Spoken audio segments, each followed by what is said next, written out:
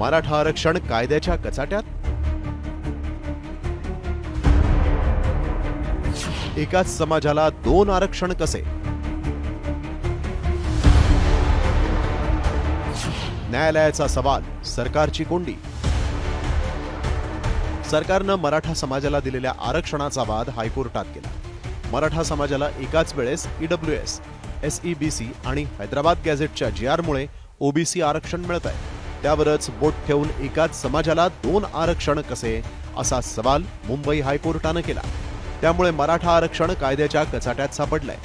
कोर्टात सुनावणी दरम्यान नेमकं काय घडलं पाहूया. वकील प्रदीप संचेती.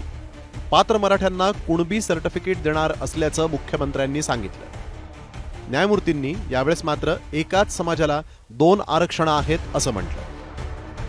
तर न्यायमूर्ती घुगेंनी राज्य सरकारनं निर्णय घेतला का की कोणतं आरक्षण कायम ठेवायचं, असा सवाल केला. यावर महाधिवक्ता बिरेंद्र सराफांनी राज्यात 28% मराठा आहेत, त्यातील 25% गरीब आहेत, असं न्यायालयाच्या निदर्शनास आणून दिलं. यावर वकील प्रदीप संचेती यांनी मराठा समाज मागास नाही असं म्हटलं. तर न्यायाधीशांनी EWS हे 70% मराठ्यांना तर 30% ओपनला शिक्षणात फायदा होतो हे तुम्ही वारंवार अधोरेखित करत आहात, असं म्हटलं. त्यानंतर महाधिवक्ता बिरेंद्र सराफ यांनी हे खरं आहे असं न्यायालयाला सांगितलं. तर वकील प्रदीप संचेतींनी जयश्री पाटलांनी मराठा मागासवर्गीय नाही हे डेटासह दाखवून दिल्याचं निदर्शनास आणून दिलं. एकूण डेटा पाहता मराठा मागासवर्गीय असल्याचं दिसत नाही. त्यामुळे शैक्षणिक मागासलेपण कुठेही स्पष्ट होत नसताना SEBC आरक्षण दिलं. दोन्हीकडे त्यांना आरक्षण देता येणार नाही असं न्यायालयानं म्हटलं आणि न्यायमूर्तींनी सरकारनं 4 ऑक्टोबरला यावर स्पष्टीकरण द्यावं असे आदेश जारी केले. पोरांचे ॲडमिशन होतात, नोकऱ्या होत्यात आणि ते आरक्षण गेल्यामुळे एक दिवस लेकरांचं आमच्या वाटोळं होतं पुन्हा. म्हणून आमचं म्हणणं आहे की ते 10% आरक्षण 50%च्या आत OBC आरक्षणात घ्या.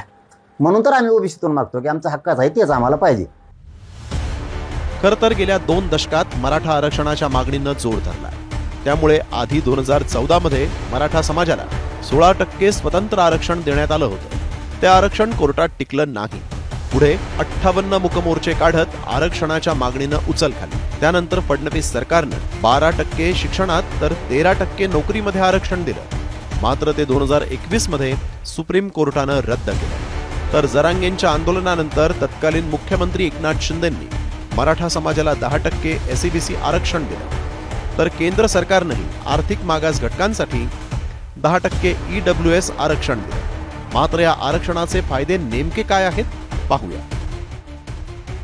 2024 मध्ये शिंदे सरकारनं पुन्हा एकदा मराठा समाजाला 10% SEBC आरक्षण दिलं. त्यानुसार शिक्षण आणि नोकरीत आरक्षण मिळतं. मात्र SEBC नुसार मराठा समाजाला स्थानिक स्वराज्य संस्थांमध्ये राजकीय आरक्षण नाही. दुसरीकडे केंद्र सरकारनं EWS आर्थिक मागास घटकांसाठी 10% आरक्षण दिलंय. यानुसार शिक्षण आणि नोकरीत त्याचा फायदा होतो. मात्र स्थानिक स्वराज्य संस्थांमध्ये हे आरक्षण मिळत नाही.